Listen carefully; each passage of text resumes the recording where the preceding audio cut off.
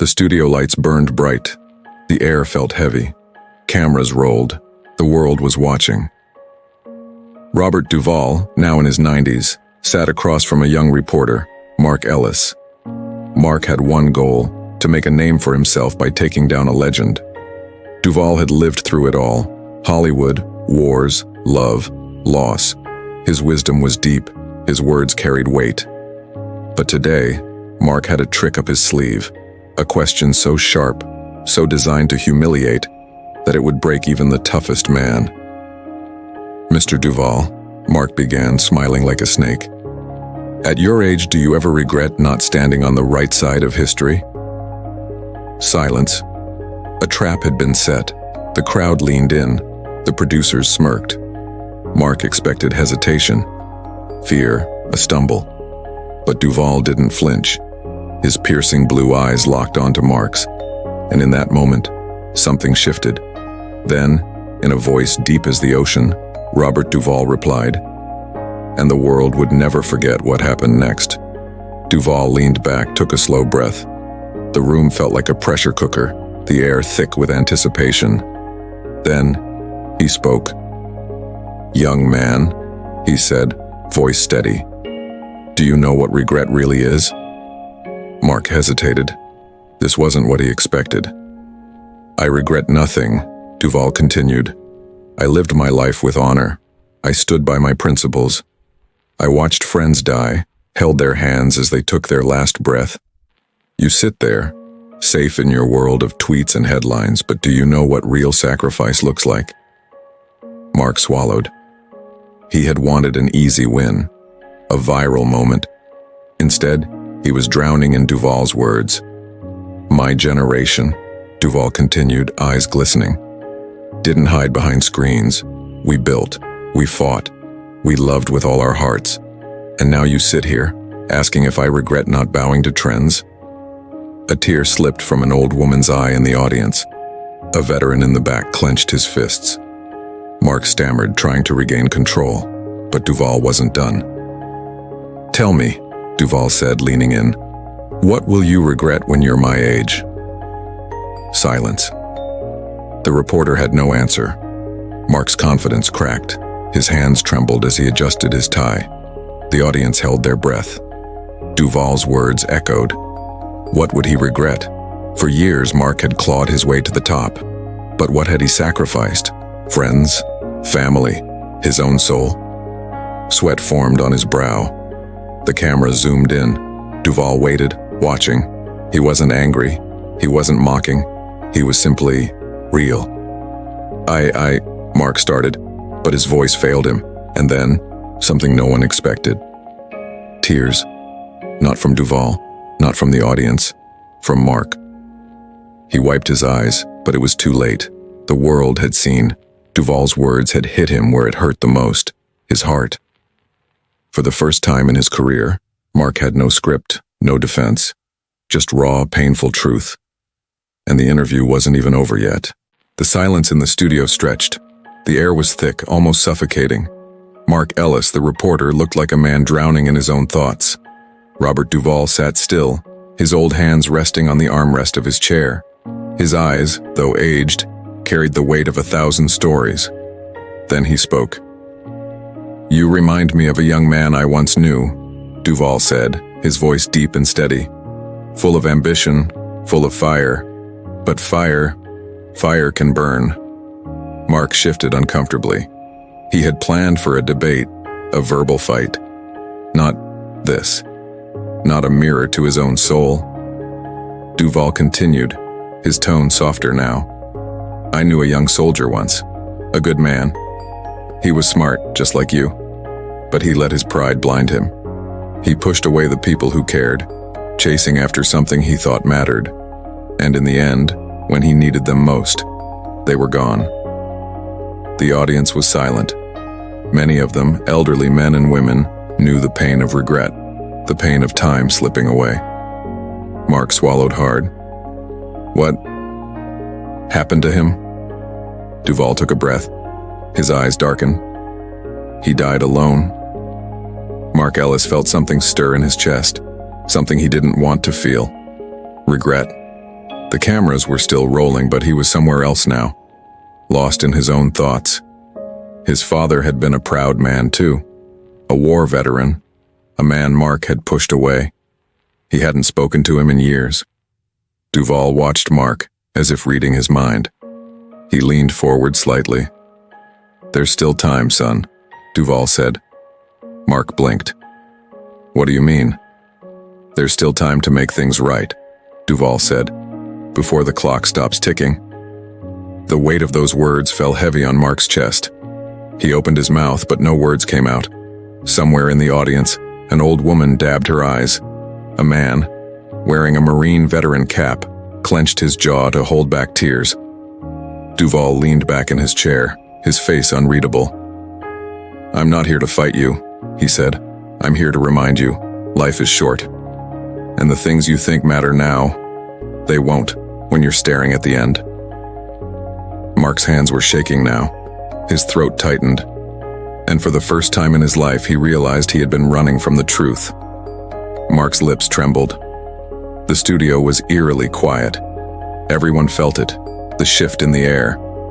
He had spent his career tearing people down, winning arguments, controlling the narrative. But now he wasn't in control. Duvall's words had done something he never expected. They had cut deep.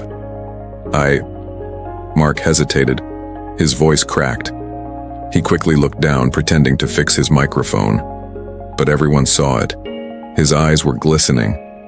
Duvall sighed, his face kind, but firm. "You don't have to say anything, son," he said.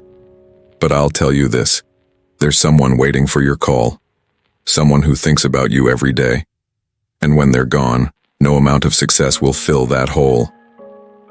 A lump formed in Mark's throat. He knew exactly who Duvall was talking about. His father. The father he had abandoned in a small retirement home. The father who had once carried him on his shoulders, taught him to ride a bike, hugged him when he was scared. Tears burned in his eyes. Somewhere in the audience, sniffles could be heard. An elderly woman clutched her hands together, whispering a silent prayer. Duvall's words weren't just for Mark. They were for everyone who had lost someone, or was about to. And suddenly, the interview wasn't just an interview anymore. It was a wake-up call. Mark Ellis sat frozen. His heartbeat pounded in his ears. Robert Duvall's words had shattered something inside him, something buried deep. His father's voice. He remembered it now, clearer than ever. "I love you, son. No matter what. Even if you don't call, I still love you." Mark had brushed those words aside. He had been too busy, too caught up in his world of ratings and interviews. But now they haunted him. Duvall watched him carefully. "When was the last time you spoke to him?" Mark couldn't answer. His throat tightened. The audience waited, eyes fixed on the broken man before them. Finally, Mark whispered, "Years." Duvall nodded, as if he already knew. His voice softened. "You still have time." Mark's hands clenched into fists. But did he? Did he really? Or was it too late? The thought sent a chill through his spine. And for the first time in his life, Mark Ellis, the man who always had something to say, was speechless. Mark tried to regain control. He was a professional. He wasn't supposed to let emotions get in the way. He forced a smirk. "Mr. Duvall, you're a great storyteller, but this isn't about me. It's about you." Duvall didn't blink. He saw right through the act. "Son," he said, "I've seen a lot of men try to hide from their pain. It never works." Mark felt like a child again, exposed, vulnerable. He could feel the weight of the audience's gaze. Could they see the truth? That he wasn't the strong, fearless journalist he pretended to be? He thought of his father again. The last time they spoke, Mark had been in a hurry. He had brushed off his father's words, barely listening. "Call me when you can, son. I miss you." Mark had never called. Tears burned in his eyes, but he fought them back. Duvall leaned in, his voice deep and unwavering. "You think you're in control, but let me tell you something," he said. "Life has a way of humbling every man, and when that moment comes, you'll wish you had done things differently." Mark's chest tightened, because deep down, he already did. The room felt heavy. The silence was unbearable. The camera crew, the producers, the audience, no one dared to move. Mark Ellis looked at Robert Duvall, the legendary actor, the man who had just torn down every wall he had built around his heart. Something inside him cracked. A tear slipped down his cheek. He wiped it away quickly, ashamed. But it was too late. The world had seen. His voice shook. I don't know how to fix it." Duvall sighed, as if he had seen this pain before. "Pick up the phone. Tell him you love him." Mark clenched his jaw. His father might not even answer. He might not even remember his voice. But what if he did? Tears streamed down his face now. He didn't care anymore. "I wasted so much time," he choked. Duvall nodded, his voice steady. "Then don't waste another second." And at that moment, Mark Ellis, the man who had always thought he was in control, realized he had just been given a second chance. The question was, would he take it? Mark Ellis sat frozen. His chest ached. The cameras were still rolling, but he no longer cared. He thought of his father, alone in that small retirement home. The old man had once been strong, proud, full of life. Now he was just a fading memory, waiting for a phone call that never came. Duvall's voice broke through the fog of guilt. "Son, I've met men from all walks of life, some rich, some poor, some wise, some fools. But do you know the one thing every old man wants before he dies?" Mark swallowed hard. "What?" Duvall's eyes softened. "To know his children still love him." The words hit like a hammer. Mark's lips trembled. His father had always been there, always waiting. And yet Mark had been too busy, too distracted, too proud. Tears welled up again. He tried to speak, but no words came. And for the first time in his career, Mark Ellis, the man known for his sharp tongue, was utterly, completely broken. Mark's hand shook as he pulled out his phone. He hesitated, staring at the screen. Should he? What if it was too late? Duvall watched him closely. The audience held their breath. Then, Mark pressed the call button. It rang. Once, twice, 3 times. Then a weak, frail voice answered. "Hello?" Mark's heart clenched. It had been so long. Too long. "Dad," he whispered, his voice cracking. Silence. Then a small broken sound came through the speaker. "Mark?" Mark shut his eyes, gripping the phone. "Yeah, Dad. It's me." He heard a breath, a shaky, emotional breath. I thought you forgot about me." The words stabbed Mark straight through the heart. He felt his whole body shake. Tears rolled down his face. "No, Dad," he choked out. "I didn't forget, I swear." On the other end, a quiet sob. "I missed you, son." And with that, Mark Ellis, once cold, once distant, finally shattered. The interview was still live. Millions were watching. But no one cared about the show anymore. They were watching something real, something raw. Mark Ellis was crying, truly crying, for the first time in years. Robert Duvall sat still, letting the moment breathe. Mark wiped his eyes, struggling to speak. "Dad, I'm coming to see you.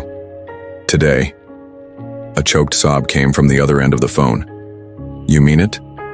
Mark nodded, even though his father couldn't see. "Yeah, I do."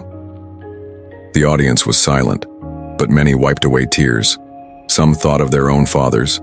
Others thought of their children, praying they wouldn't be forgotten. Duvall finally spoke. "Good man." Mark turned to him, his face wet with tears. You did this," Mark whispered. "You made me see what really matters." Duvall smiled, a small, knowing smile. "Son, I didn't do anything." He pointed to Mark's chest. The truth was always there, you just had to listen. And with that, the interview became something else. Not a battle, not a spectacle, but a lesson in love. Mark Ellis held the phone to his ear as if it were a lifeline. The weight of his father's voice, fragile and full of longing, crushed him. How had he let it come to this? How had he allowed years to slip by without a single call? "Mark," his father whispered again, voice trembling. "I never stopped praying for you." Tears slipped down Mark's face. He tried to speak, but emotion choked him. "I'm sorry, Dad," he finally managed. "I should have called, I should have—" "No," his father interrupted gently. "You're here now, son. That's all that matters." The audience watched in stunned silence. Many wept openly. Some clutched their chests, thinking of the fathers they had lost, wishing they had one more chance. Duvall sat quietly, observing. His face was unreadable, but his eyes held something deep. Mark wiped his tears, then swallowed hard. "I'll be there soon, Dad, I promise." A weak laugh came through the speaker. "I'll be waiting, son." And with that, the phone call ended. But for Mark Ellis, a new beginning had just begun. The interview was still live, but Mark didn't care. He turned to Robert Duvall, his voice shaking. "How did you know?" Duvall smiled softly. "I didn't." He leaned back in his chair. "But life has a way of teaching all of us the same lesson, son. If we live long enough, we all carry the same regrets." Mark wiped his face, trying to gather himself. "I never thought I'd break down like this." Duvall chuckled. "That's the funny thing about truth. It doesn't care about cameras or reputations." Mark exhaled sharply. "I've spent years chasing the wrong things." Duvall nodded. "And now you know what matters." Mark glanced at the audience. Many of them were in tears, gripping tissues, nodding in silent understanding. Somewhere, at home, countless viewers sat with phones in their hands, ready to make calls they had put off for too long. Mark stood up. His voice was raw but steady. "This interview is over," he said. "I have somewhere I need to be." And with that, Mark Ellis, the man who had always chased headlines, walked away from the biggest moment of his career.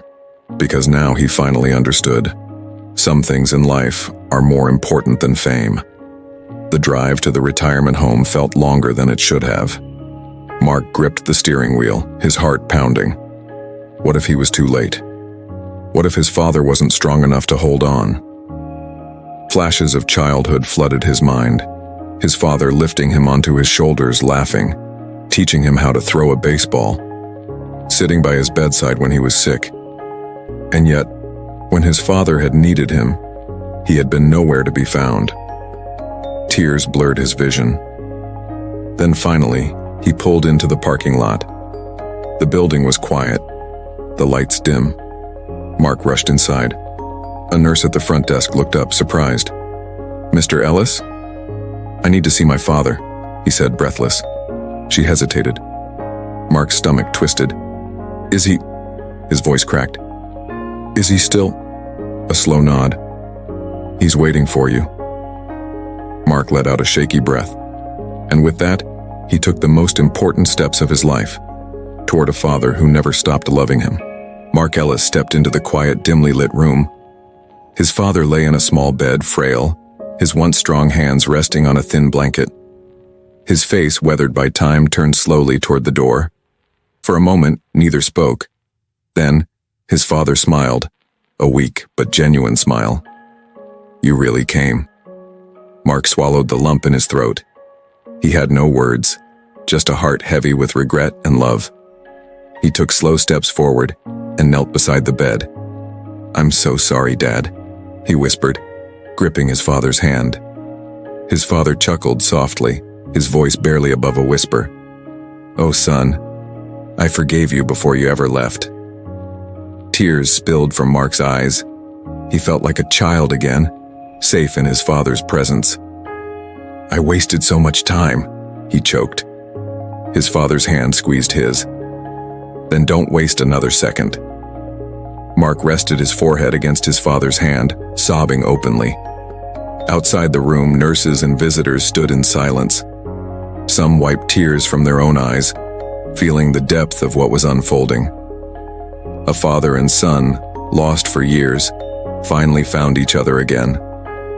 But time was slipping away. His father's breathing was slow, labored. Mark could feel it. This was their last conversation. "Do you remember?" his father murmured. "When you were 6 and you fell off your bike?" Mark let out a soft laugh through his tears. "You carried me home." His father smiled. "I told you, I'd always be there." Mark gripped his father's hand tighter. "And I should have been there for you."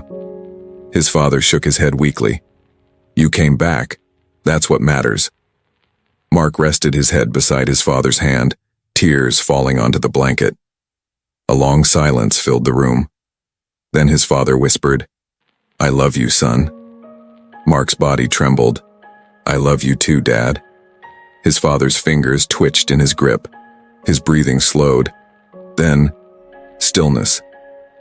Mark's chest tightened. The machines gave a soft, steady tone. He lifted his father's hand, holding it to his face, unable to contain the sobs racking his body. Outside, the sky was the color of gold and fire, a sunset worthy of a goodbye. And inside that small, quiet room, a son held onto his father's love. Forever. The funeral was small, quiet. Mark stood before the headstone, his fingers tracing the carved name. He had spent years chasing fame, recognition, power. But standing there, he realized, none of it mattered. Love did. Family did. The things money could never buy. A familiar voice cut through his thoughts. "You all right, son?" Mark turned. Robert Duvall stood there, hands in his pockets, eyes filled with quiet understanding. Mark exhaled shakily. I think, I finally understand what you were trying to tell me." Duvall nodded. "It took me a lifetime to learn it. Glad you didn't wait that long." Mark wiped his eyes. "Thank you." Duvall placed a firm hand on his shoulder. "Now go live the rest of your life the right way." Mark took one last look at his father's grave. Then, with a deep breath, he walked away, not as the man he once was, but as the man he was meant to be. And somewhere, beyond the sky, a father was smiling.